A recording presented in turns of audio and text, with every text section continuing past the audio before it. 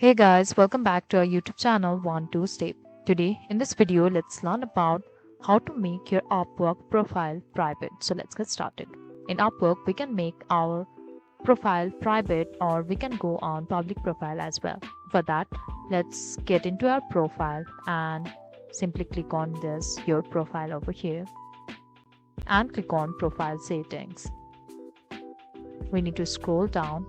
So here we need to click on preferences here. So let's tap on this, and if we scroll we can see profile visibility over here, and we can see my profile is already private here.